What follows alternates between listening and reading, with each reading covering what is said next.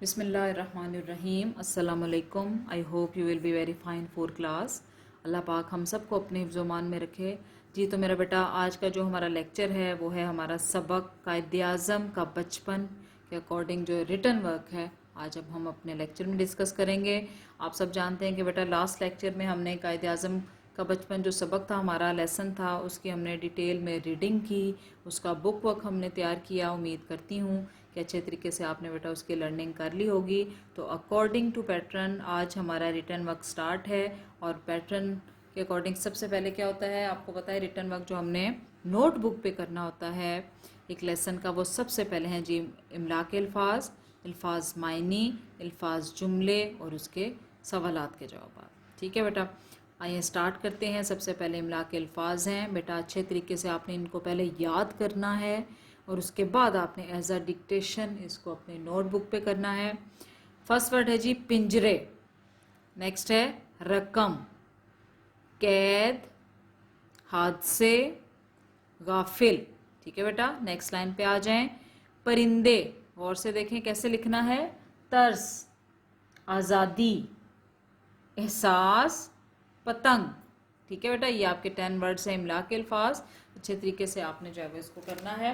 Next question पे आ जाएं जी। अल्फाज मायनी हैं। लिबास, लिबास का क्या मीनिंग है, इंतहाई ईजी है, कपड़े जो हम पहनते हैं। खूबियाँ, अच्छाइयाँ। रहनुमा, रास्ता दिखाने वाला। ठीक है, एक रहनुमा यानी हमारी रहनुमाई करने वाला, रहनुमाई से है रहनुमा या रास्ता दिखाने वाला। गाफिल, बेखबर। जिद्दोजहद का क्या मीनिंग होगा, कोशिश। ठीक है बेटा, बहुत इजी वर्डिंग है आपके अल्फाज मायने की भी। नेक्स्ट बेटा जी आपके अल्फाज जुमले हैं। तो आपको पता है कि अल्फाज जुमलों में आप सेल्फ राइटिंग भी कर सकते हैं, ज़रूरी नहीं कि आप यही जुमले बनाएं बेटा, आप इससे अपने लफ्ज़ों में भी जुमले बना सकते हैं। फर्स्ट वर्ड है जी परिंदे, सुबह सवेरे परिंदे चहचहाते हैं। परिंदे अल्लाह ताला की बहुत खूबसूरत मखलूक हैं। ठीक है।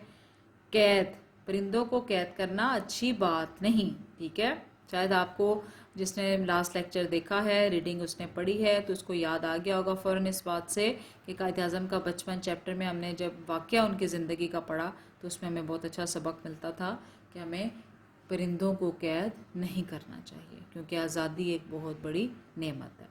आज़ादी का क्या जुमला बनाएंगे कि 14 अगस्त हमारी आज़ादी का दिन है। कायद-ए-आज़म हमारे बहुत बड़े रहनुमा, बहुत अजीम रहनुमा थे। ठीक है। वतन, हम एक आज़ाद वतन में रहते हैं, यहाँ हमें अपना वतन अपनी जान से ज़्यादा अजीज़ है। कोई भी सेंटेंस आप बना सकते हैं। सवालात पे आ जाएं बेटा। फर्स्ट क्वेश्चन हमारा है बड़ा आदमी बनने के लिए क्या ज़रूरी है। ठीक है, तो बड़ा सिंपल आंसर कि बड़ा आदमी बनने के लिए हमें दिन रात मेहनत करना पड़ती है, कि मेहनत करना ज़रूरी है। और आपको पता है कि जब हम मेहनत करते हैं तो अल्लाह ताला उसका अजर हमें ज़रूर देता है। क्वेश्चन नंबर 2 है हमारे पास कि आज़ादी और ग़ुलामी में क्या फ़र्क है। आज़ादी और कैद में क्या फ़र्क है कि आज़ादी का मतलब ये है कि हम अपनी मर्ज़ी के मुताबिक ज़िंदगी बसर कर सकें और कैद का मतलब ये है कि दूसरों के कहने के मुताबिक अपनी ज़िंदगी को गुजारा जाए। तो बेटा आपको पता है कि आज़ादी का मतलब हमने देखा कि अगर अपनी मर्ज़ी से ज़िंदगी गुजारें और अगर अल्लाह ताला का हम पे ख़ास रहमत ना होती और हमारे लीडर्स की, हमारे रहनुमाओं की उसमें जो है वो मेहनत ना होती तो आज हम एक आज़ाद वतन में कैसे ज़िंदगी गुजार सकते थे, क्योंकि ये तो एक ग़ुलामी की ज़िंदगी गुजार रहे होते। तो अल्लाह ताला ने हम पर ये जो रहमत एक अलग और आज़ाद वतन की दी है वो हम जो है वो हमेशा हमें उसका शुक्र अदा करना चाहिए, क्योंकि हम यहाँ पे अपनी मर्ज़ी के मुताबिक जो है वो ज़िंदगी गुजार रहे हैं, वरना कैद की ज़िंदगी गुजारना इंतहाई मुश्किल है। सवाल नंबर 3 है अल्लाह ताला ने कायद-ए-आज़म को मेहनत का क्या सिला दिया। अल्लाह ताला ने कायद-ए-आज़म की मेहनत का सिला हमें एक आज़ाद वतन की सूरत में दिया, यानी उनकी मेहनत, उनकी कोशिशें जो थीं वो रंग लाईं और उन्होंने अपनी मकसद को जो है वो पा लिया। सवाल नंबर 4 है कि कायद-ए-आज़म बचपन से क्या पसंद करते थे।